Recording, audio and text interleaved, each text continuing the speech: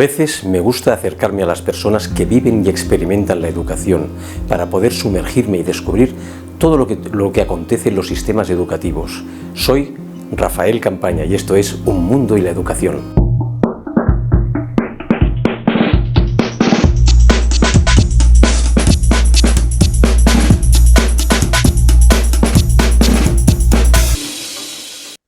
Bienvenidas y bienvenidos a Un Mundo y la Educación. Esta tercera temporada iniciamos la temporada en este canal con una entrevista fantástica sobre la segunda parte en Japón que ya hicimos con Daniel Casanovas, este astrofísico que nos está proporcionando muchísima información de primera mano, puesto recuerdo que está casado con una nativa japonesa, sus hijos van en parte de la temporada del año a una escuela japonesa. Y él nos está proporcionando mucha información al respecto. Vamos a conectar directamente con Daniel Casanova. Only streets and moon soft light.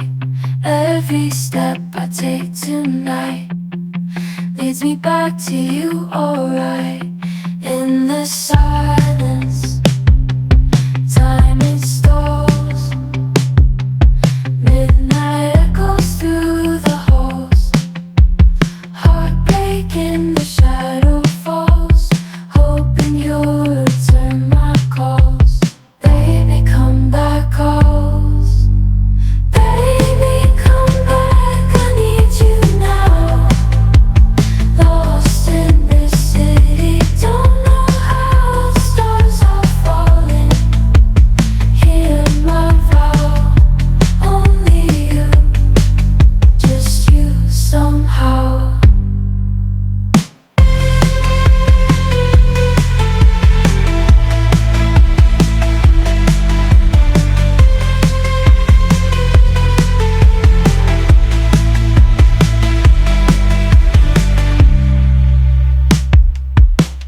Just you somehow.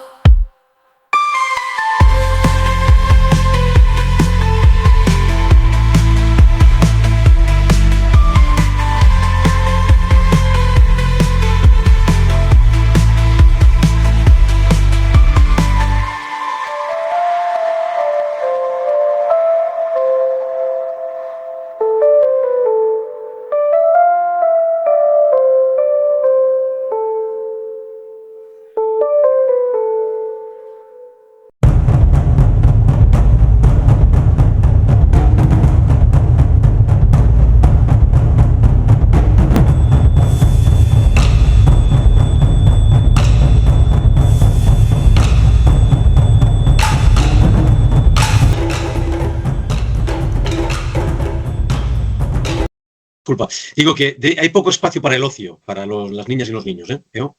En general, sí. Bajo tu punto de En general, sí, decía que en general sí que hay poco espacio para el ocio en los niños japoneses, sí. No es que no lo haya, pero sí, pero es verdad. Sí. Mira, te voy a hacer una pregunta un poco más personal, ¿no? No sé, ¿cómo crees que ha influido la educación japonesa en el desarrollo de tus hijos en términos de disciplina, independencia y esto que estabas nombrando hace un momento, ¿no? El trabajo en equipo. ¿Cómo crees que ha influido? Yo creo que a nivel de disciplina, si lo tengo que ver por lo que pasa en casa, poco hemos conseguido ahí. Si lo veo con respecto a lo que hay en el colegio, pues sí. Me cuesta ahora mismo aún verlo. Yo creo que es una semilla que se va germinando, ¿de acuerdo? Y no creo que sean muy distintos al resto de los niños, pero sí que van a tener una visión distinta, que aunque no les sirva ahora, yo creo que es el típico referente que después, más adelante, sí que les servirá, ¿vale? Ahora mismo, si te respondo rápidamente, yo creo que no veo mucha diferencia. Y a lo mejor es que no, como son mis hijos, pues lo veo como mis hijos y ya está. Más adelante yo creo que a lo mejor empezaremos a notar la diferencia, ¿vale? Empecemos por la disciplina, ojalá. Mira, Dani, te iba a hacer una pregunta de tipo más personal, pero que es también para general, ¿no? Pero hablamos un poco de tus hijos, ¿cómo crees que ha sido la experiencia de tus hijos al integrarse en el sistema educativo japonés siendo una familia multicultural, como lo sois vosotros? Pues no ha sido, a ver, depende también del carácter de cada uno de ellos. Por ejemplo, Kento, que es el pequeño, es, es capaz de adaptarse más fácilmente a lo mejor que Dan, el mayor. Entonces ya depende, como pasa aquí también, de cada uno de los niños. Dan ha sido el que tuvo más dificultades. Te comentaba, por ejemplo, lo del balón de fútbol, y es verdad que ya aquí en el colegio me lo describen como un niño muy movido, ¿vale? Entonces, Japón, que es la antítesis de eso, si aquí ya los profesores tienen complicaciones, pues imagínate allá. O sea, flipan en colores. Entonces, ha tenido sus momentos, pero en general, como también es muy empático y sabe adaptarse, se ha logrado adaptar sin utilizar drogas ni nada ilegal. Eh.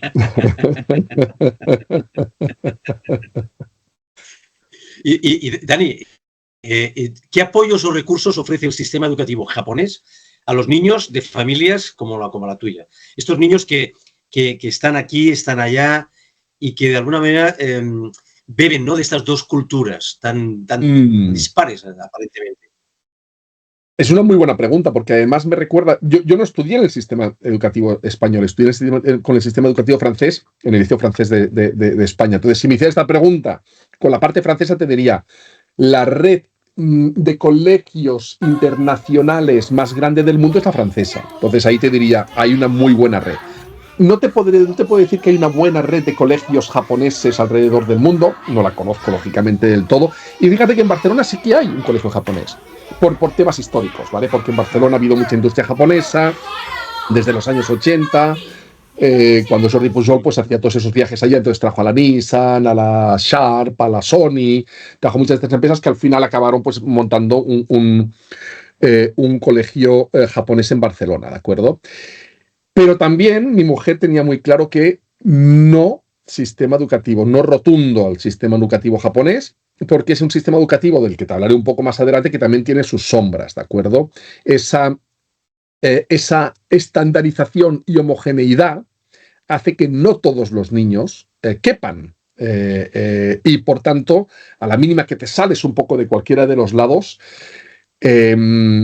pues te cuesta muchísimo adaptarte, ¿de acuerdo? Ya te comentaré un poco más sobre eso. Ahora, si bien no tienes a nivel de sistema, a nivel de país o a nivel de gobierno, los recursos que el gobierno pone es, si vienes aquí, te dejo escolarizarte, que me parece excelente, estando fuera, lo que sí que sueles tener es unas madres y unos padres japoneses, que al final están por todo el mundo, que han montado una red muy activa. Entonces, en Barcelona, por ejemplo, donde es una de las ciudades donde tienes más japoneses en Europa, pues tienes no sé cuántas clases particulares, aparte del liceo japonés, tienes clases particulares, tienes clases organizadas. Mis hijos van cada sábado, por ejemplo. Mis hijos van cada sábado a una clase muy bien estructurada, muy bien organizada, en la que es exclusivamente de japonés para japoneses, ¿de acuerdo? O sea, no es para que yo quiero aprender japonés, no.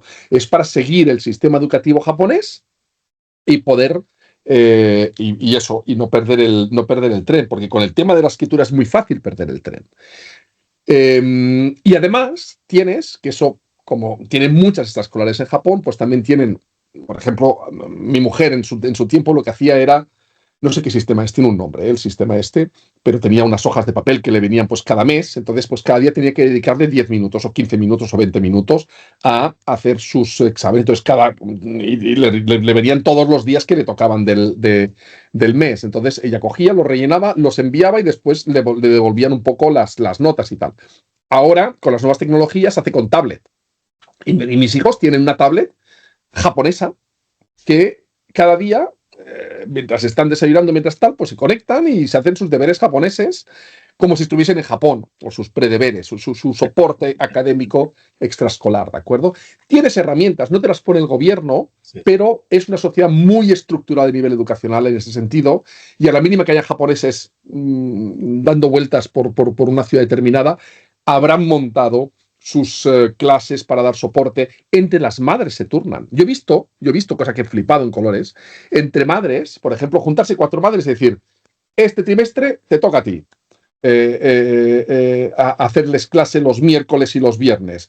El trimestre que viene le tocará a Menganita, al otro tal. Entonces, es que, aunque no tengan una estructura tal, se la montan ellos. Sí, no, te comentaba que fácil es organizarse, ¿no? Por lo que veo, a ver, bastante fácil.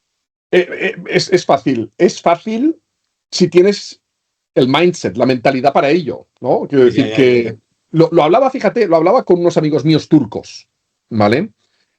Bueno, él es turco y ella es catalana, y le preguntaba, le explicaba el sistema educativo japonés y esto de que se autoorganizan ellas solas, ¿no? O ellos solos para hacer esto. Y claro, me decía, ostras, se le caían las lágrimas. Dice, ojalá la comunidad turca, que probablemente sea mucho más grande que la japonesa en Barcelona, tuviese esa madurez para autoorganizarse de esta manera y poder dar, ¿sabes?, una alternativa educacional de turco, por ejemplo, pues para aquellas personas que están aquí. Bueno, en fin, como curiosidad. Quería comentarte una cosa, y es que siempre nos ha venido un poquito el tema del sistema educativo japonés, del japonés, la cultura, como que adolece un poco de todo esto que son la expresión de las emociones, ¿no? Nosotros aquí en el sistema educativo en Japón, se toca el tema emocional, en fin, no sé si puedes hablar un poco de este. Sí, te puedo comentar un poco, repito, se sigue cortando un poco, pero te he entendido la pregunta. Así que sobre todo el tema es... me recuerda mucho a lo mejor a la España de los 80 o de los 70, donde la parte emocional no es una de las cosas que se toca mucho, ¿de acuerdo? Entonces, creo que ahora ya se está haciendo un esfuerzo de cara un poco a hacer un cambio, pero es verdad que las emociones, y eso es una interpretación personal, o sea, me tendría que poner más al día, pero mi interpretación personal es que las emociones al final resaltan mucho tu individualidad, ¿vale? Por un lado. Y la emoción, pues, está un poco desligada de la razón, si quieres, ¿de acuerdo? Entonces, no es una cosa el que está muy bien visto en Japón, el ser emocionalmente muy histriónico, si quieres, si lo digo de esta manera. Expresivo. Exacto. No. Sí. Como extranjeros les parece curioso y lo aceptan, pero locales no. Y te contaría también alguna otra anécdota de este tema, a lo mejor, no tanto de las emociones, pero sí un poco lo que se espera de uno y lo que se espera de otros. Quiero decir, como extranjero se te permiten muchas cosas que nunca se le permitiría a un local, ¿no? Yo recuerdo cuando teníamos a Dan, que tenía 3 años, que estábamos en Japón, y ya habíamos pasado el día, pues no sé, en el centro de Tokio, porque tenemos la casa a las afueras de Tokio. Sigue siendo Tokio, pero es como si te dijera que está en San Esteves en Rubiras, yo qué sé, o sea, está a 1 hora en tren, ¿no? La casa de la suegra. Y volvíamos en tren y Dan estaba cansado, lógicamente. Dan siempre ha sido una persona muy emocional, ¿no? Entonces lloraba muchísimo. Entonces estábamos en el tren, lloraba y de repente, ¿no? Se le encendió el sentido este japonés a mi mujer, ¿no? Y dice, tenemos que salir del metro o del tren en el que estamos. Y digo, ¿por qué? Digo, porque Dan está llorando. Digo, ¿y? Y dice, bueno, que estamos molestando al resto. El resto estaba todo el mundo leyendo su texto. Digo, claro, no era el mejor momento del mundo después de un día de tal, Dan llorando 7 de la noche y tienes ganas de llegar a casa, de tomar una discusión de esa magnitud, pero se tomó. Entonces, pues bueno. Y yo le preguntaba, pero vamos a ver. Esta gente está aquí, está leyendo, pues tendrá que aguantar 20 o 30 minutos del lloro de nuestro hijo, porque, repito, o sea, cualquier cosa para parar el lloro sería ilegal. Entonces, no tenemos mucha opción. O sea, y me dice, mira, si fueras tú solo, no pasaría nada, porque eres extranjero. Entonces, una manera muy diplomática de decirme que como sois culturalmente mucho menos avanzados, no. Pero bueno, quiero decir que que en el fondo, como en el extranjero, pues bueno, se te perdona, ¿no? Pero estás con una japonesa. Y entonces ellos no te miran, no nos han dicho nada, pero están esperando que como japonesa haga lo correcto. Claro, ahí tomé una mala decisión que decirse, bueno, pues bájate tú si quieres que yo sigo y así ya de esto. Entonces, por supuesto, bajamos los dos con el niño como 2 o 3 veces de diferentes trenes hasta llegar a casa. Para que te hagas una idea un poco de las expectativas también que tiene el japonés de cara al japonés o de cara al extranjero, que son muy distintas. Y te explicaría varias de estas también, que son todas muy curiosas. Dani, quería hacerte es curioso lo que estás comentando, pero de alguna manera dibuja bien esta radiografía cultural y educativa, que es de lo que estamos hablando, ¿no? En este tema. Yo te quería hacer una pregunta que, bajo tu punto de vista, es tu opinión personal, pero una opinión personal muy contrastada, puesto que conoces bien esa cultura. Antes has hablado que el sistema educativo japonés es como muy estancado, ¿no? Como muy local, ¿no? No sé la palabra que has utilizado. Y mi pregunta es, y estos son datos, no hay mucha emigración hacia Japón de otros No, países. ¿Tú crees que esto tiene algo que influye en algún sentido en este estancamiento, en esta visión de los valores, en fin, o no? yo creo que es una consecuencia de la cultura japonesa. Es una cultura poco abierta, ¿de acuerdo? Muy tradicional, muy conservadora. Históricamente, no solamente ahora, Mm. pero es uno de los países en democracia que tiene menos inmigración extranjera. Eh, em, entonces, eh, el japonés culturalmente no sale fuera de su país. También es verdad que estamos hablando de un país de 120 millones de personas, que decir, no estamos hablando de. Y que te va de distancia, pues yo qué sé, desde Sevilla a lo mejor hasta Estocolmo. En cuanto que decir, para hacerte una idea de las dimensiones, que cuando lo ves allá, en medio de la magnitud de China y del océano, parece pues una especie de fideo, pero bueno. Es un señor fideo, ¿eh? Quiero decir que es grande como país, ¿de acuerdo? Muy Hombre, montañoso y 120 todo esto. millones son millones. 120 millones es bastante grande, ¿de acuerdo? Te Sí, cubriría pues un España, un Francia y casi un Italia, o sí, sea, en cuanto a población.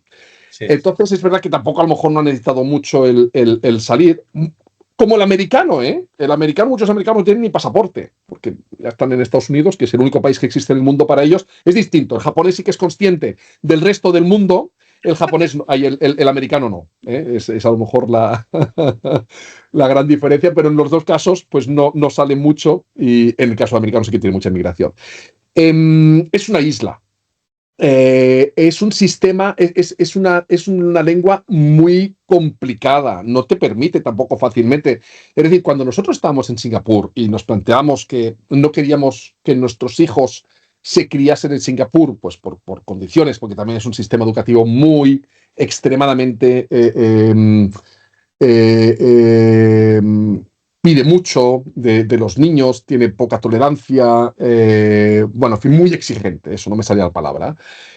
Dijimos, bueno, ¿dónde vamos? Yo tenía la posibilidad, tengo la gran posibilidad en general de poder trabajar casi desde donde quiera, eh, pero desde Japón sí que me representaba pues el problema de tener que aprender el japonés, porque a la larga tendría que reaccionar más o menos. Mi mujer dijo, Japón no vamos a ir. En Japón, porque no quería tampoco ella verse trabajando en Japón. Ya lo había hecho, pero ya estudió fuera, estudió en Estados Unidos, y después, si bien de estudiar, sí que volvió un poco a Japón, tal. Entonces, nos decidimos ir a España. No creo que sea fácil, salvo que ese es un perfil muy peculiar, muy particular, en el que se te necesite que vayas a vivir a Japón. Japón tampoco es que te lo ponga difícil, ¿eh? Te lo pone difícil la propia cultura japonesa, porque tiene un gap muy alto a nivel escrito, hablado, pero incluso a nivel cultural. Tienen mil cosas que son basadas en matices y matices de matices. Y bueno, realmente hay que vivirla, hay que haberla vivido desde pequeño para llegar a entender todas esas sutilezas y esos matices. Si no, estás bastante perdido. Ya. Qué interesante lo que estás comentando, ¿eh?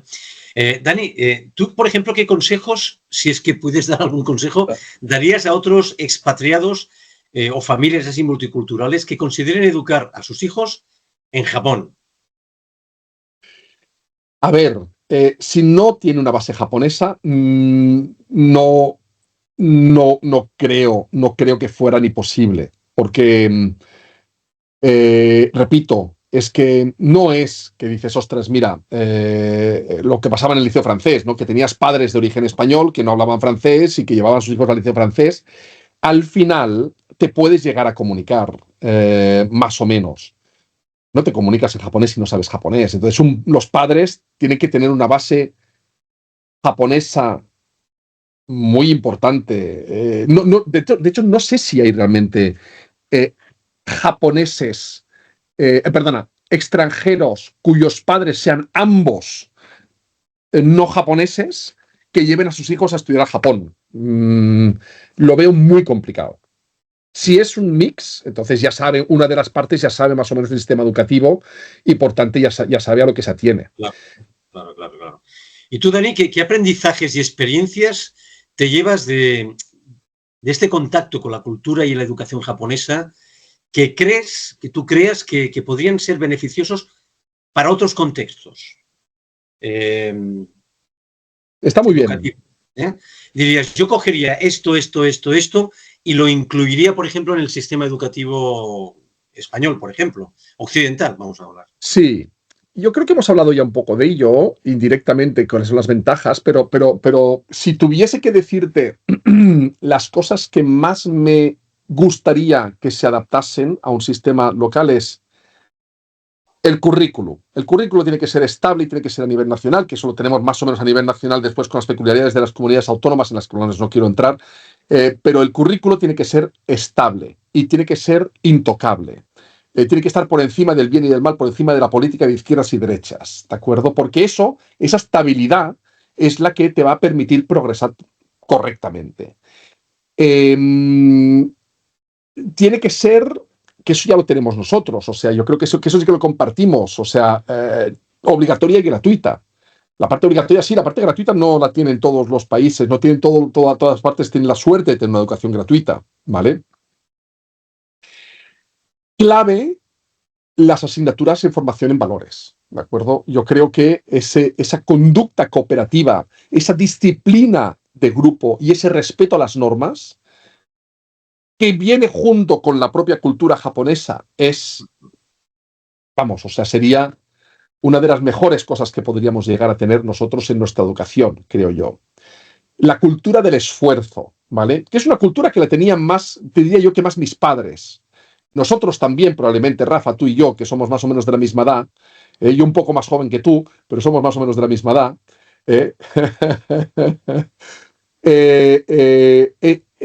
Esa cultura del esfuerzo, que lo habíamos hablado tú y yo en algún momento, la ves que se va perdiendo, ¿vale? Aquí de manera, en pasos agigantados, probablemente Japón también, ¿eh? Pero me parece vital, ¿de acuerdo? Una educación muy basada en habilidades para resolver problemas en grupo. El hecho de que el colegio es más que un colegio. El colegio no es solamente para estudiar, ¿de acuerdo? Que lo hemos comentado antes, pero se recalca para mí también el hecho de que ese trabajo en equipo, actividades extracurriculares, se le da mucho hincapié a las actividades, a los clubs, al estilo americano que tenemos. El hecho de que también es otra de las claves, que al final son consecuencias de todo lo anterior, de que los maestros no se tocan, se les paga bien y son respetados, ¿de acuerdo?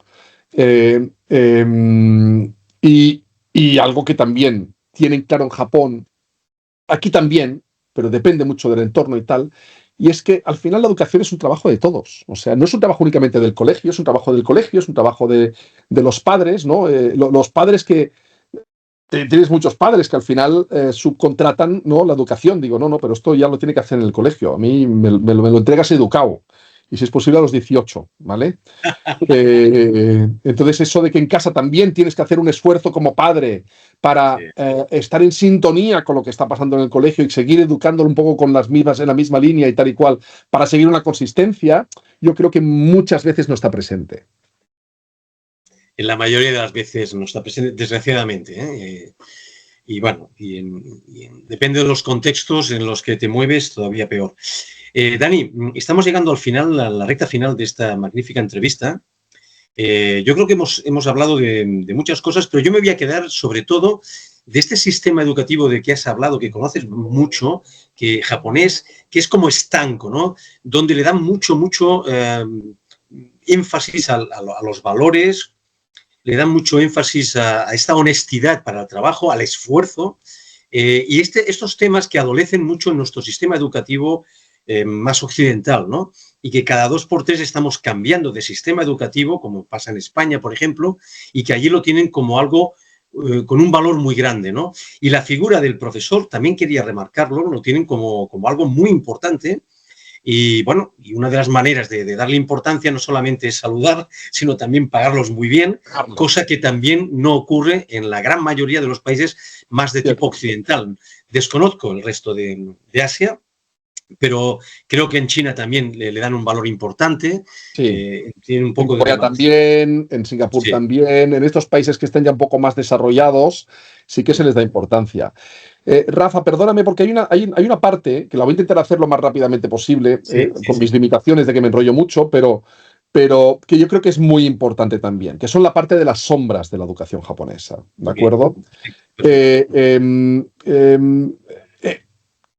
Por supuesto, hay una ventaja en tener una educación estandarizada, etcétera, pero si la llevas al límite, puede generar muchos problemas. Y uno de los problemas que tiene la educación japonesa, o que ha tenido tradicionalmente la educación japonesa, es que, como te decía al principio, no daba cabida un poco a los extremos. Y los extremos, por ejemplo, en la educación aquí local, pues al final pues tienen un respaldo fuerte en la parte familiar. Yo qué sé, pues el niño, pues por ejemplo, no llega, ¿no? En una escuela donde tampoco tiene los recursos, no tiene la interés o no tiene tal, pues al final entrará, pues tendrá el refuerzo de la familia. Pero en Japón no es tan así. Es un poco una humillación. Y entonces te das cuenta de que los niños que salen de estos extremos de repente están solos. No tienen el respaldo que necesitan de la parte del colegio, que básicamente pues, no entra dentro de los parámetros estándares por la razón que sea. Al final tienes 1000 patologías, o sea, que puedes llegar a tener. Y tú, Rafa, lo sabes eso muy bien también como profesor, ¿no? Desde la dislexia a después ya pues a lo mejor rasgos de autismo, de Asperger, de lo que sea, personas que tienen a lo mejor un TDAH o alguna historia de estas, todas esas personas no tienen mucha cabida. Y en casa, básicamente son una generación de vergüenza. Esos niños, normalmente... Dani, perdona, se ha cortado, sí. Se ha cortado y no hemos oído nada. No sé si podrías... Sí, yo te lo retomo. Decía que una educación tan rígida, donde los extremos no tienen tanta cabida, y donde además la familia tiene como una especie de vergüenza hacia que sus hijos puedan estar en estos extremos, hace que los niños se queden muy desamparados. No tienen cabida en el colegio y en casa no están tampoco bien. Han hecho que genere una vergüenza en casa. Entonces, se generan fenómenos como el que llaman el hikikomori. El hikikomori es un fenómeno tan fascinante como preocupante, ¿de acuerdo? Que es estos niños que de repente no tienen salida, pues un buen día se cierran en su habitación. Se cierran en su habitación y pueden no salir en años, Rafa. En años. En años de pasarles la comida casi por debajo de la puerta o dejársela en la puerta y tal, no comunicarse con la familia, no comunicarse con el mundo exterior durante años. Y es un fenómeno además que ha estado silenciado durante mucho tiempo en Japón porque a la familia le genera vergüenza, con lo cual no lo explicaba. Entonces, hay una tasa de suicidios muy alta en Japón, ¿vale? El bullying también, pues como en todas partes del mundo, pues tiene su presencia importante en Japón, ¿de acuerdo?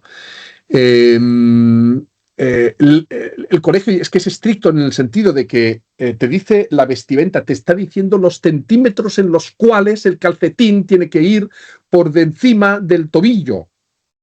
Literal.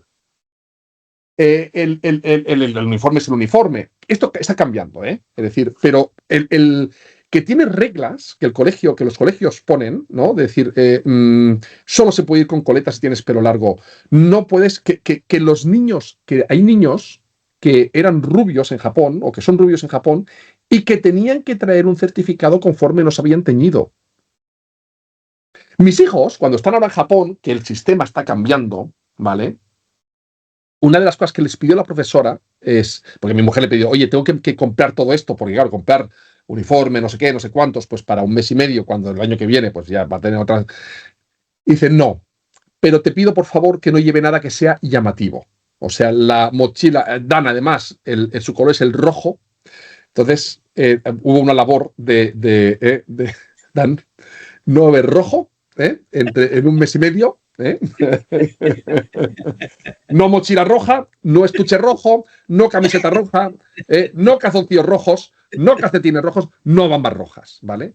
Entonces, para que te quede claro, no va a haber rojo durante un mes y medio y vas a ir muy discretito. Entonces, esas yo creo que son las sombras de las que es consciente el gobierno japonés y las que está trabajando. Soy consciente de ello, ¿de acuerdo?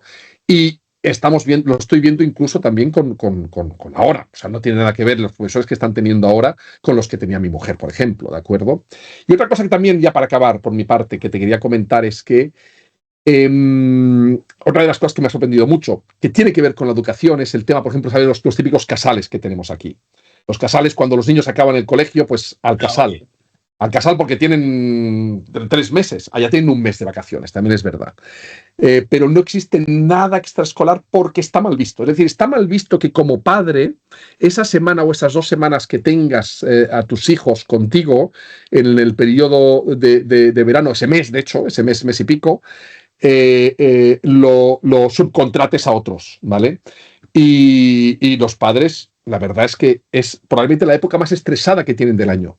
La época de las vacaciones, porque con tan pocas vacaciones que ellos tienen y un sistema de trabajo tan fuerte, pues tienen que hacer como pueden. Yo le preguntaba a mi mujer, oye, acaban el cole a un casal. Dice, no hay casales aquí. Digo, vale.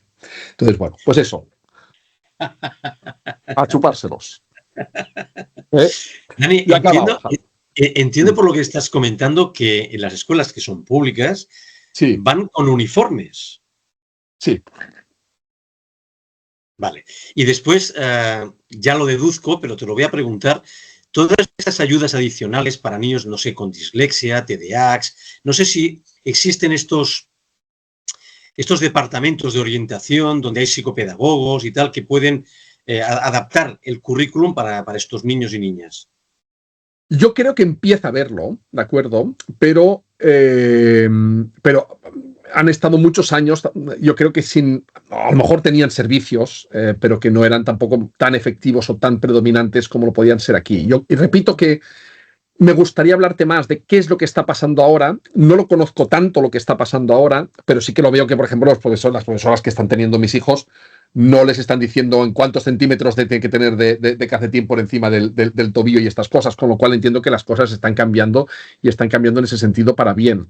Pero también siguen poniendo límites a la individualidad, de alguna manera, no como algo negativo, sino pues eso, lo que hemos estado explicando durante toda la conversación. Pero yo creo que sí que están teniendo estos servicios y que están teniendo estas ayudas. No sabría decirte hasta dónde está llegando. De acuerdo. Daniel Casanova, astrofísico, pero muy implicado en la educación japonesa. Nos estás dando una radiografía muy interesante, pero nos queda un tema que lo haremos en otro capítulo, si te parece bien, de hablar de la educación superior. Esto que aquí hay bachillerato, formación profesional, universidad, cómo funciona, que también lo conoces mucho, y la parte de investigación, que sé que Japón es puntera en algunos aspectos también. Podemos hablar mucho de ese tema. Daniel Casanova, muchísimas gracias ya por formar parte ya de Un Mundo de la Educación, de esta gran comunidad. Gracias y hasta la próxima. Hasta la próxima, Rafa. Un placer, como siempre. Chao. Adiós. Muchísimas gracias por llegar hasta el final de esta magnífica entrevista con Daniel Casanova, donde ya sabemos que nos hemos quedado un poquito con algunos aspectos por desarrollar, pero yo creo que tenemos una gran visión, una visión bastante periférica de lo que es la educación en Japón.